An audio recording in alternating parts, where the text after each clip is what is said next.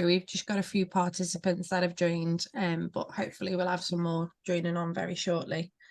There is a questions and answers section up on this webinar, so you will be able to ask questions to any of the panelists. Myself, Sarah Davis, I'm the engagement officer for Cheshire and Wirral.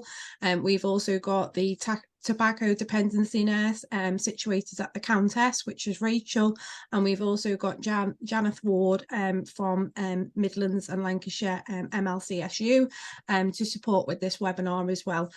So we will have these speakers on screen, but you will be able to ask any questions in that questions and answers section, and we'll try and go through all the questions at the end of the presentation.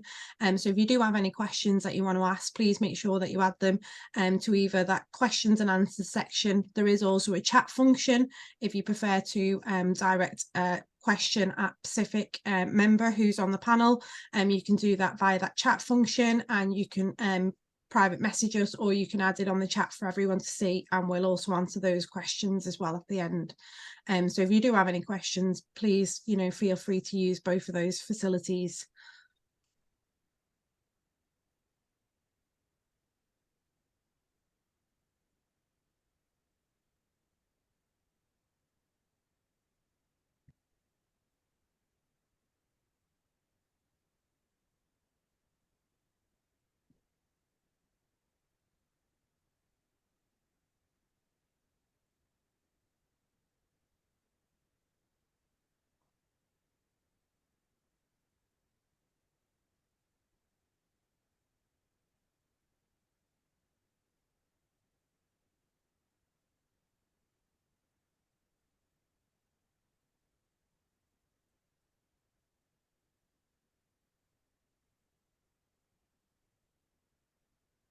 Okay, so it's past now.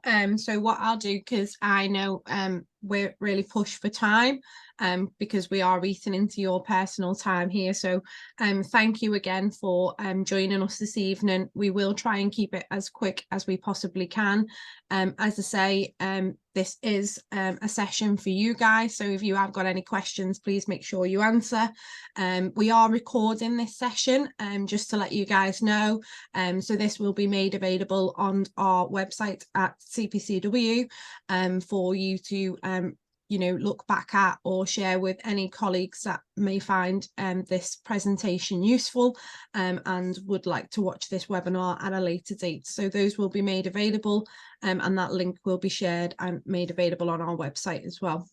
I'll just introduce myself again. I'm Sarah Davis. I work for Cheshire and Wirral Community Pharmacy.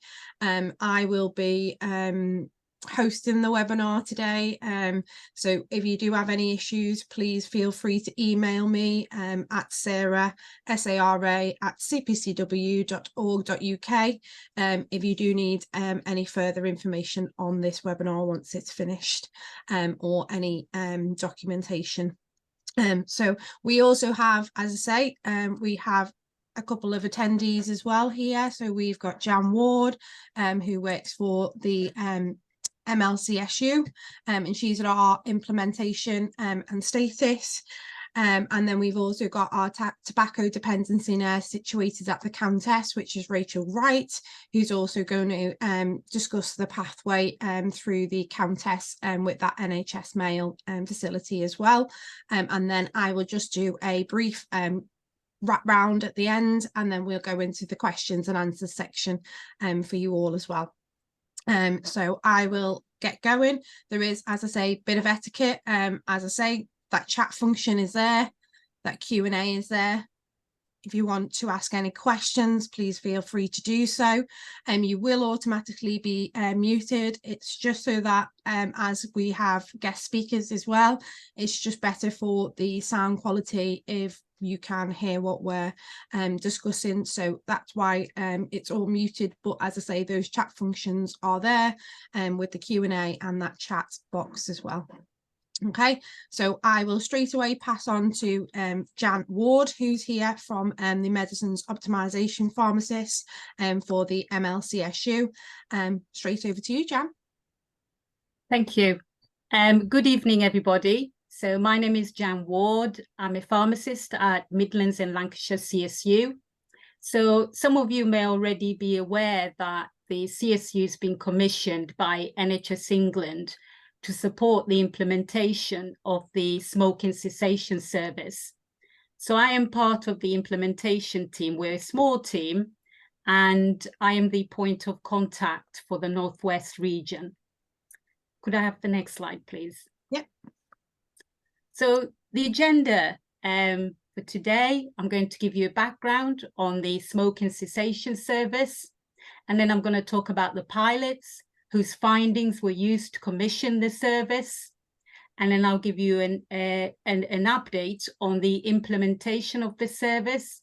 And then I'm happy to take any questions at the end. Can I have the next slide, please?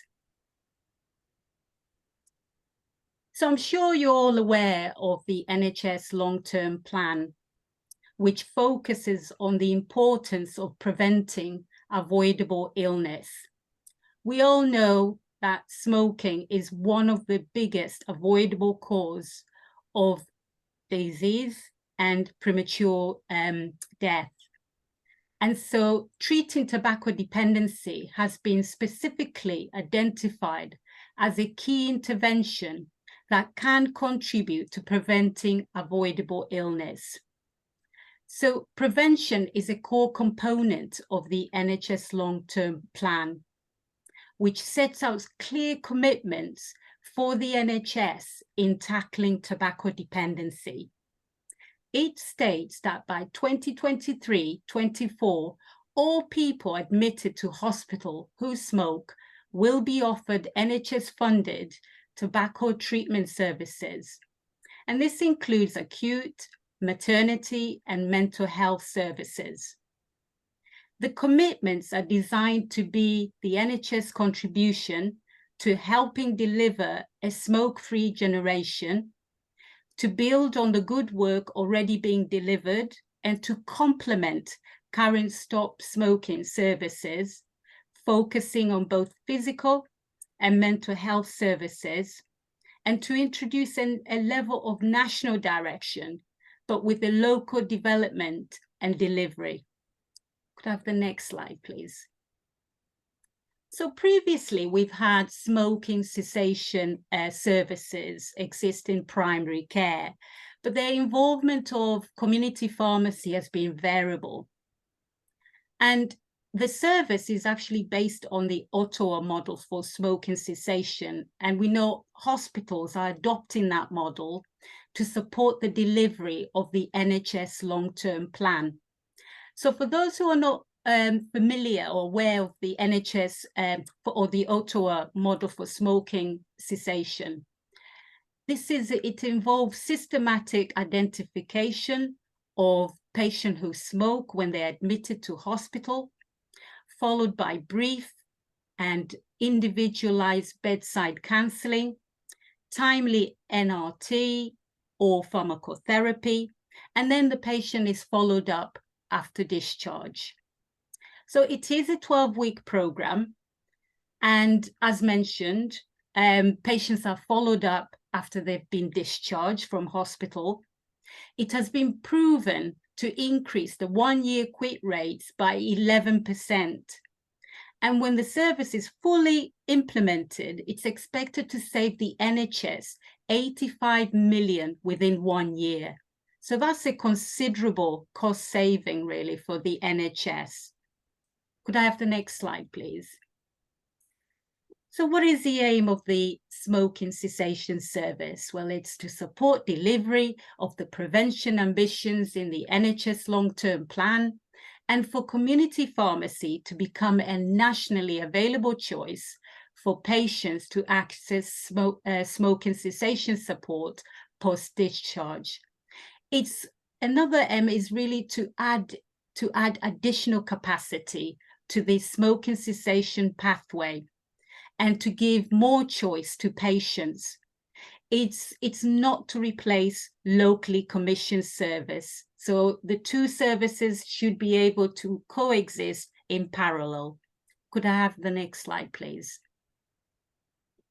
So the Smoking Cessation Service is an advanced community pharmacy service which follows on from the smoking cessation transfer of care pilots that started in October 2020, with the first pilot site being the Royal Oldham Hospital that made referrals to 12 community pharmacies in the Oldham area.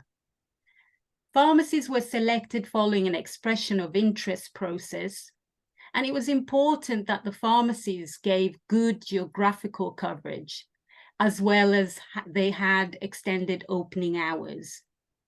There was a second pilot site down south in Lambeth and Southwark boroughs of London, working with Guy's and St. Thomas's Hospital and King's College hospitals. Now, the data from the pilot was used to inform on what the nationally commissioned service would look like. I should also mention all the pilot sites have now transitioned into the smoking cessation service. Could I have the next slide, please? So I mentioned the pilot. So this is the data from the Oldham pilot, which took place October 2020 to December 2021, where 201 patients were referred into the service and 81 enrolled in the service. And that equates to a conversion rate of 40%. And that is actually in line to the numbers that were seen enrolling in the locally commissioned service. The 4-week quit rate was 57%, and this is really, really good outcome and really positive. It was slightly higher than the locally commissioned service. And 19 patients completed the 12-week program. And this equates to a 12-week quit rate of 23%. I should mention that 41% of patients recording a quit at 4 weeks went on to record a quit at 12 weeks. So these positive findings are really, really good, and they show that community pharmacies are well equipped to deliver on outcome just as well as a locally commissioned service. Another findings from this pilot is that it demonstrated that the acceptability of this referral pathway to community pharmacy by patients. So that is a really important point to make there. You know, a lot of patients really, about 64% were, you know, accepted referrals to the community pharmacy. Can I have the next slide, please? So we had the pilot, which was very successful, and then that transitioned into the smoking cessation service. And this followed a bespoke standard treatment program being developed with the NCSCT, and a service funding agreement was agreed between the CPE and NHS England. So the consultations fees are paid for nationally from the Community Pharmacy Contractual Framework, whereas the NRT costs are recharged back to the ICB, and the payment comes from the primary care indicative prescribing budget.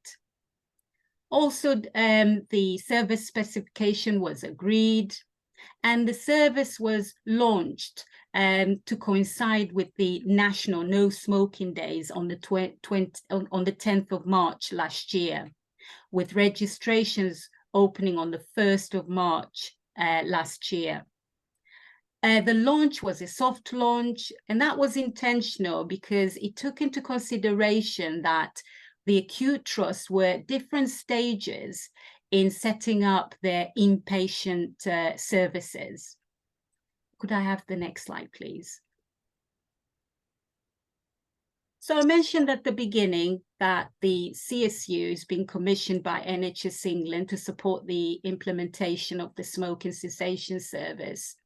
So our role is firstly to scoping and mapping. So this involves trying to understand the exact position of each acute trust in terms of their delivery of the relevant parts of the NHS long-term plan, inform planning. We also involve in identifying key stakeholders to support working groups. We also facilitate implementation at local level. So there are advisors for each region, such as myself. So I'm responsible for the Northwest region.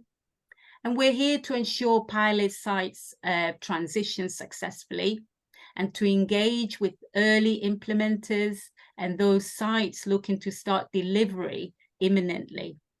Our team has also produced some supporting documentation and promotional material. Just to give you an example, we've produced a lessons learned document based on our experience in supporting trust to go live with the service. We also have a resource pack, which is a guide for which gives suggested responsibility for trust, the CSU, the LPC and pharmacies, pre-go live and post-go live. So all this information is on our website if you want to access it, and I will show you a link later on how you can access that website. Thank you. Can I have the next slide, please? So what is required for a trust to go live with the Smoking Cessation Service? Well, it's a three-stage process. So we start with stage 1. So this is the stage where we scope and mapping. So we try to identify key contacts at the acute trusts and trying to establish meetings. And once we have meetings arranged, we're trying to understand where each trust is in terms of setting up their inpatient service, and also to try and get the trust to show intention that they wish to implement the smoking cessation service. So once we have that intention, it is then important that we have the right sort of people around the table. So we help to establish working groups, and those working groups, it's important they include public health, the LPC, of course, the acute trust, locally commissioned service, local authority, and the ICB and community pharmacy clinical leads as well. So once we have all the people, the key stakeholders around the table, then we move on to stage 2, where we try to understand and establish a referral pathway to community pharmacy, and also a method for sending referrals. So at the moment, it's roughly a 50-50 split between NHS Mail and PharmOutcomes as the referral method. And at stage 2, the trust will agree on a go live date. So once we have the go live date, then we move on to stage 3. So this is where we are. So it is important that we engage with yourselves to make sure that you're aware, you're aware when the trust is going to go live and your service ready, you've got your carbon monoxide monitors in place and a suitable amount of NRT in stock, and obviously good geographical coverage. So where we don't have good coverage, obviously we'll seek the support of the LPC. Thank you. Can I have the next slide, please?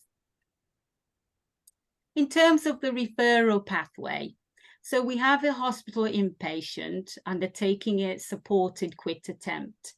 So upon discharge, there will be a conversation with the tobacco dependency advisor, and the patient will be given a choice on where they want to continue their smoking cessation treatment.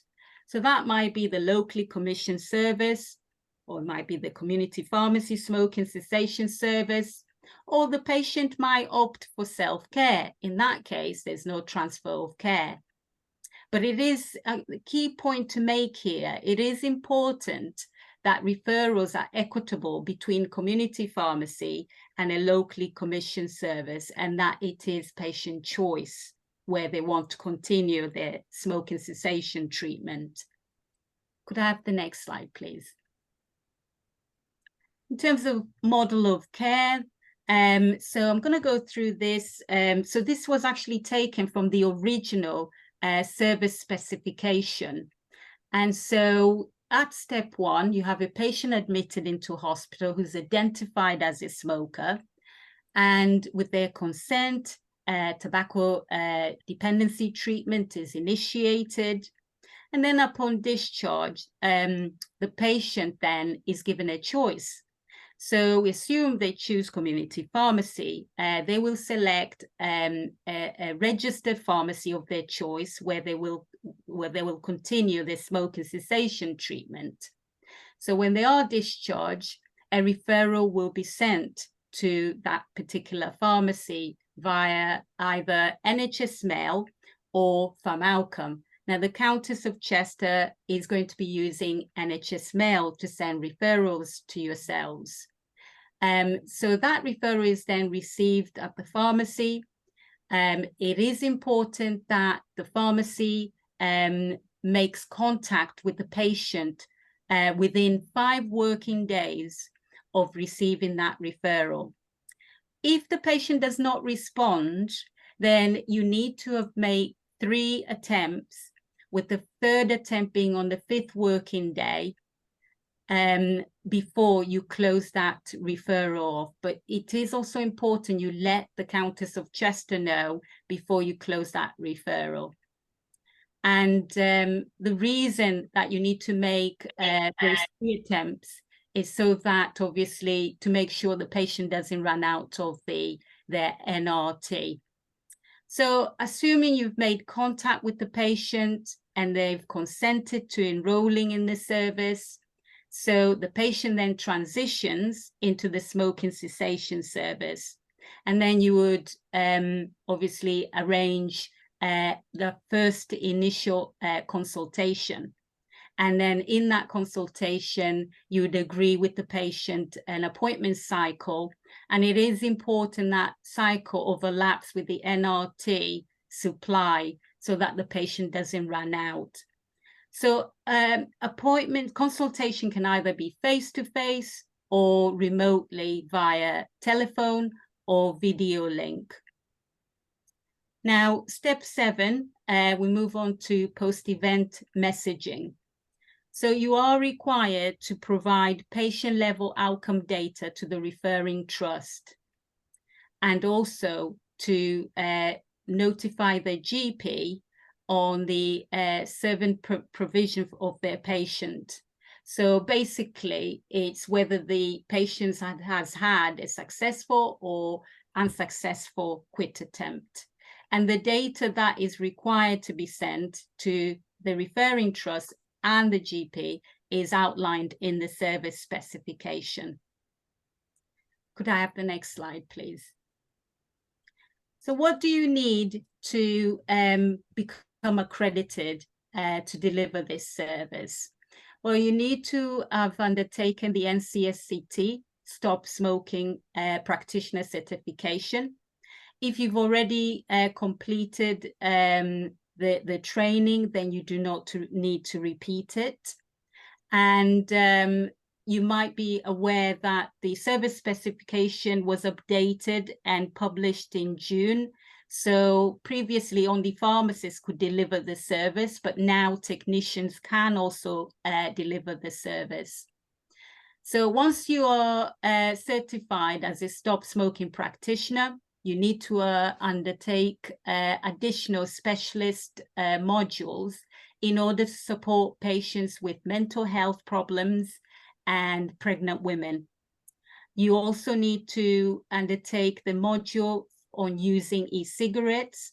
Although vapes are not within the scope of this service at the moment, you need to be able to provide behavioral support to patients who use e-cigarettes or vapes. You also need to have read the bespoke standard treatment program, which is used to just support your consultation. It just adds a structured approach to your consultation.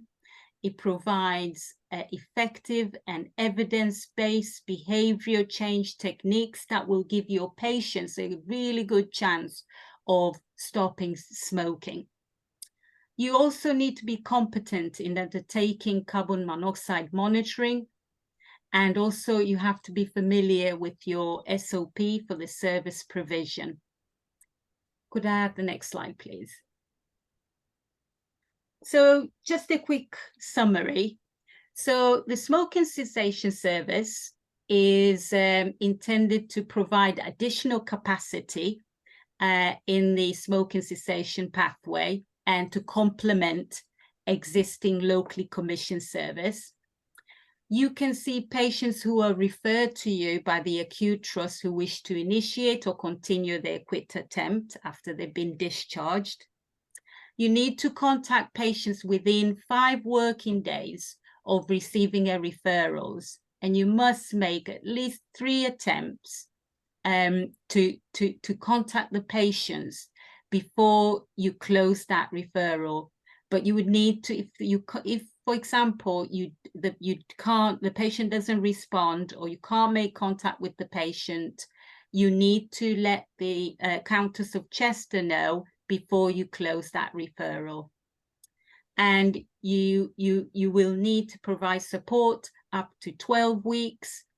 Consultations, as mentioned, can be face-to-face or remotely, and you see the patients every fortnightly, but it's up to you.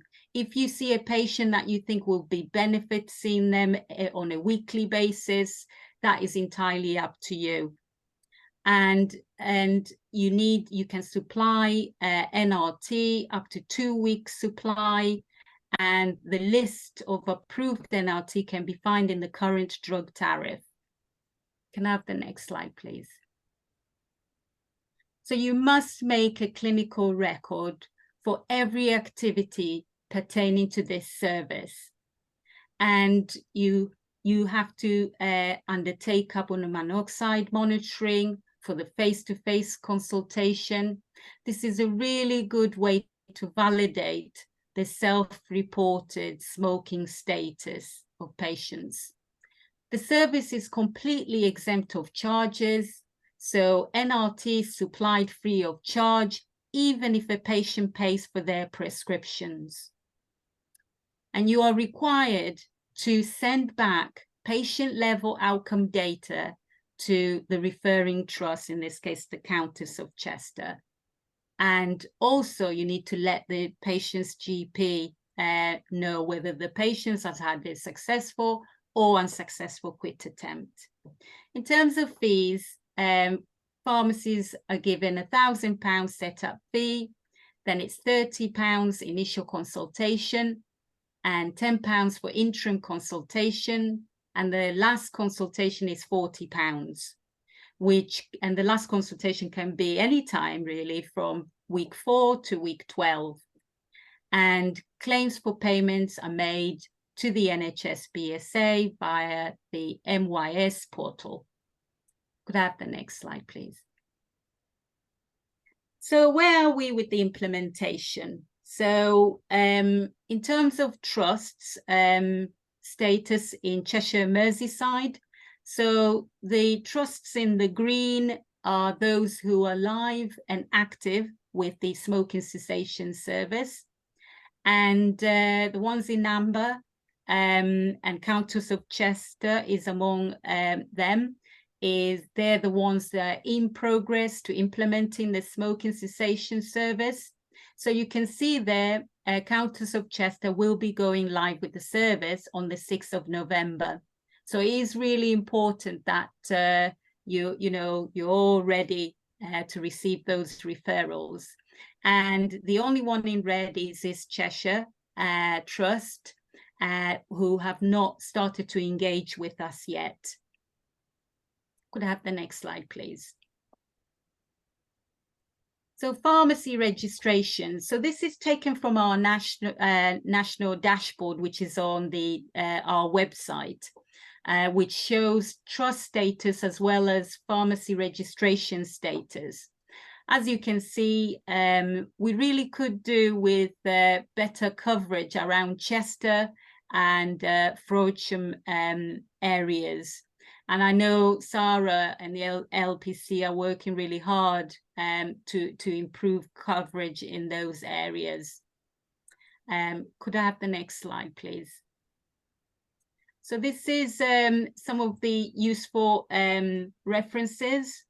There's to the service specification, as well the dashboard I've just mentioned, which is a guide. It's not 100% accurate, but you're able to see trust status, and as well as the pharmacy registrations. And the last link is to the bespoke standard treatment program, which I strongly recommend you read before you start delivering the service.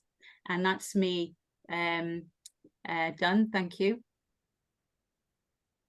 Okay, so thanks very much, Jan. Jan will be staying on till the end of the webinar to answer any questions that you may have. So please, as I say, use those functions on that chat and that questions and answering section if you've got any questions. And I'm going to pass over to Rachel from the Countess of Chester. She is going to be leading on this project as part of the tobacco dependency team. So I will pass over to Rachel. Thanks very much. Hi everyone, I'm Rachel, the tobacco dependency nurse at the Countess, so thank you for your time. Sarah, could I get the first slide, please? Yeah. So the service is new here at the Countess, and it comprises of myself and also a smoking cessation advisor named Tim Quick. We aim to identify all smokers who are an inpatient at the Countess and provide them with nicotine replacement therapy to relieve their withdrawal symptoms, to help them to feel more comfortable whilst they are an inpatient. Being admitted to hospital presents an opportunity to quit smoking, as the reason for admission may have increased motivation to quit, and the changed environment can aid abstinence from smoking. Once we have received the referral from the ward, we will introduce ourselves and ask the patient if we can have a chat with them in regard to their smoking history. This is our initial assessment with the patient, where we ask a few questions to understand what triggers them to smoke, and also discussing any previous quit attempts and providing them with education on the dangers of smoking and the benefits to quitting.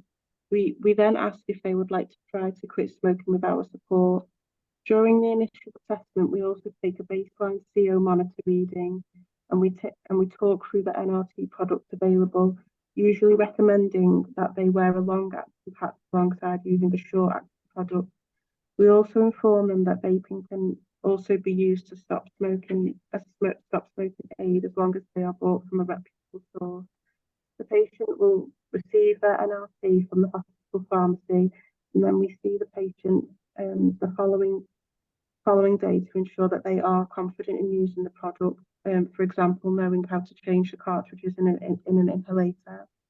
Upon discharge, we will provide them with 2 weeks supply of NRT from the hospital pharmacy.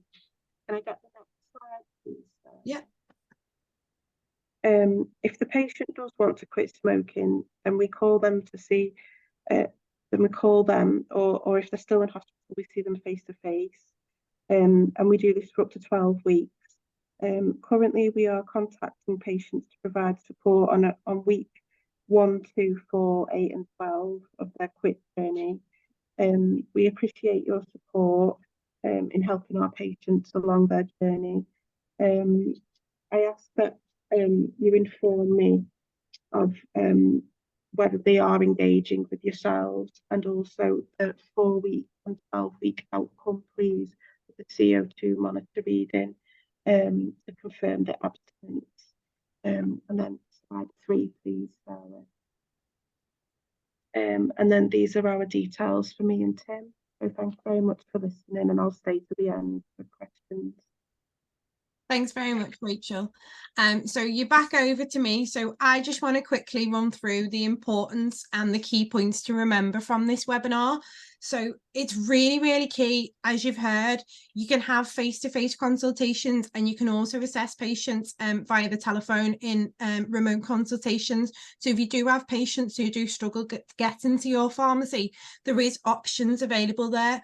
but also just remember that those CO2 monitor readings need to take place at those 4 and 12 week quit attempts for validation, and that patient, you know, is working towards that quit attempt, and it is working how it should be for that patient.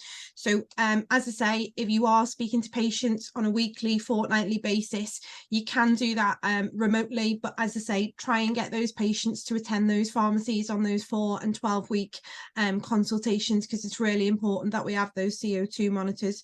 So I just wanted to clarify that first and foremost. As I say as well, key points to remember: all referrals to the SES service from the Countess will be sent to you guys using NHS mail. So you will need to transfer that data over to that PharmOutcomes platform. So it's really important that you guys are checking that NHS mail throughout the day. So it's really, really important that all of your staff members have got access to that NHS mail. There's no issues anymore where you're only allowed 10 participants. You can have as many as you want. If you need any support with that function, please let me know and I will work with you. It's really important that on receipt of the referral that you must contact that patient within those 5 working days of that referral being received. You must make those 3 attempts. So you make attempt on the first day you receive the referral. Give them that confidence to know that that pharmacy is there and you're there to support. And if they have any issues, you're there from the day that they've been discharged, so they know they can come to you for that support. So it's really key to action these referrals as soon as you're getting them, so that that patient feels like they've got a support network in place with yourselves as well as with the trust as well.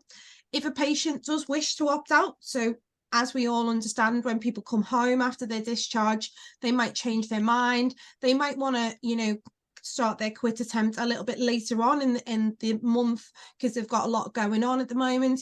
Just work with your trust and let them know. So share that information so that they can obviously do their ring ups as well, just to work with that patient to see if they can provide support at a later date and what other options are available to that patient as well, like the locally commissioned NRT services. So if they decide in a few weeks' time that's something that they want to take up, then they can go through that pathway of the locally commissioned service as well. So working with your trust and sharing that information is really, really key. On the first contact as well, on the first consultation, it's really important to let the team know that that patient's in receipt of treatment through your pharmacy.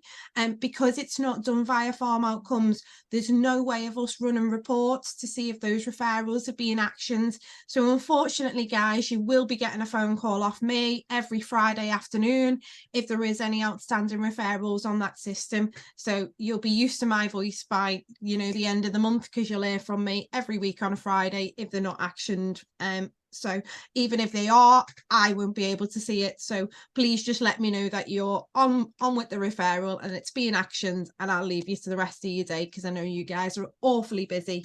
And the last thing you want to do is speak to me on a Friday afternoon. So yeah, it's really important though that we can make sure that these referrals are being actioned. Okay, so as part of that service, you must ensure that you record and share the outcomes of those 4-week and 12-week consultations with the trust and also with your GP practice. So when you're transferring that information over from that NHS mail onto your PharmOutcomes, when you're inputting that information through PharmOutcomes, that will share that information with your GP practice, as long as you share that with the referral. So it's really important that you contact your GP practice to let them know, and it's also really important that you contact the Countess smoke-free tobacco dependency team on that email address provided there.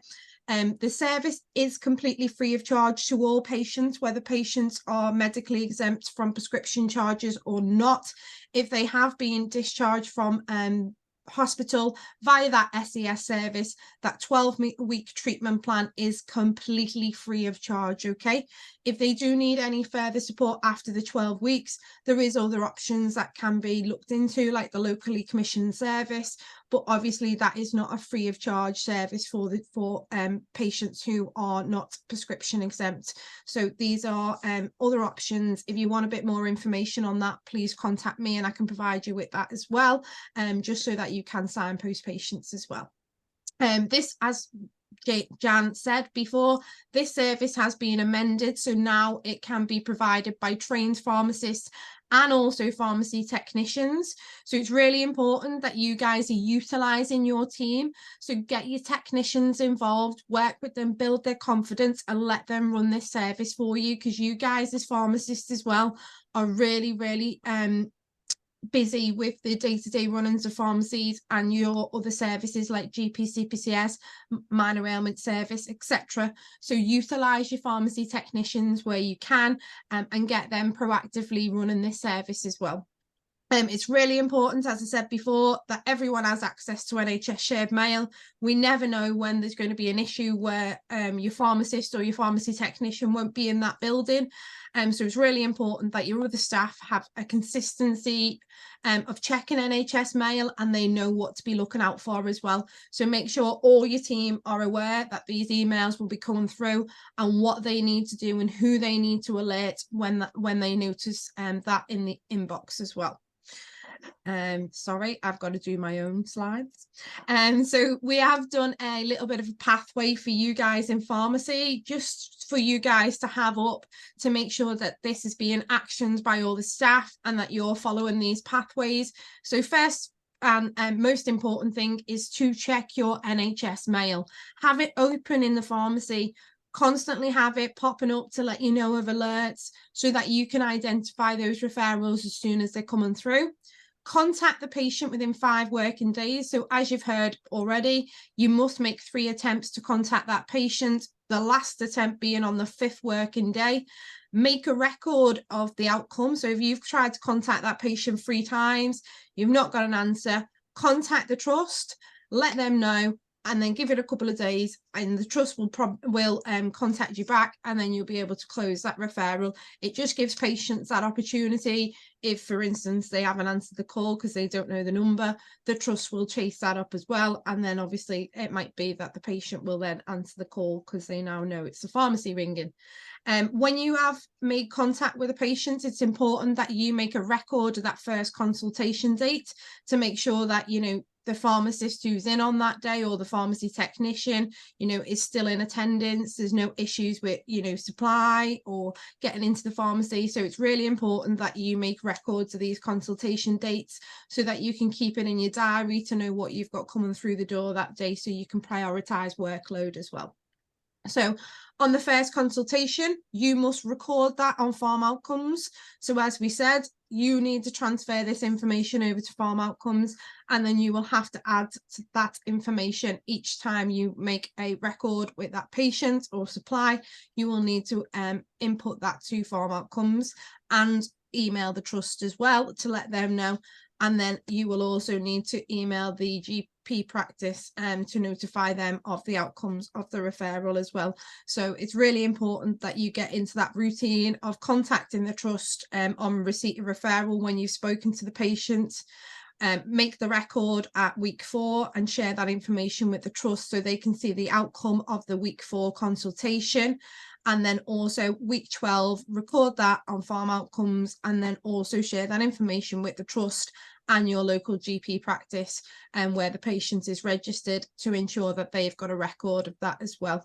And as I say, it's important to make sure you've got a record of the next appointment date, so that you can make sure you've got the NRT supply in for that patient every fortnight. You know when that patient's going to be presenting, you know what stage they're at when they're coming into the pharmacy.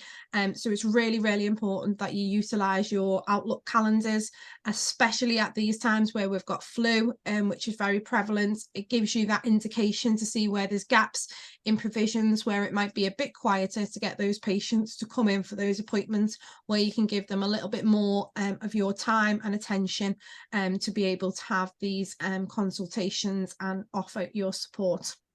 And that is it from myself. So I will stop sharing my screen, because otherwise you'll have a black screen. And then I will open the floor to any questions anyone may have. I haven't seen anything popping up in the chat or the Q&A at the moment, but please feel free to pop any questions you have. Even if it's not relating to this service, you've got a question about another trust or another pharmacy service while you've got ourselves on this call, please utilise our expertise and ask questions that you may have as well. We'll leave this open for about 10 minutes to see if anyone has any questions. If you don't have any questions, thank you very much for your attendance. Thank you very much for your time. We do appreciate your support with this service, and hopefully we will be working with yourselves every Friday. You'll get a phone call off me anyway.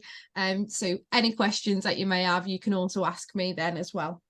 So as I say, we will be leaving this on until 8:30 for anyone who has any questions. But if you don't have any questions, thanks for your time today, and you're welcome to leave the webinar.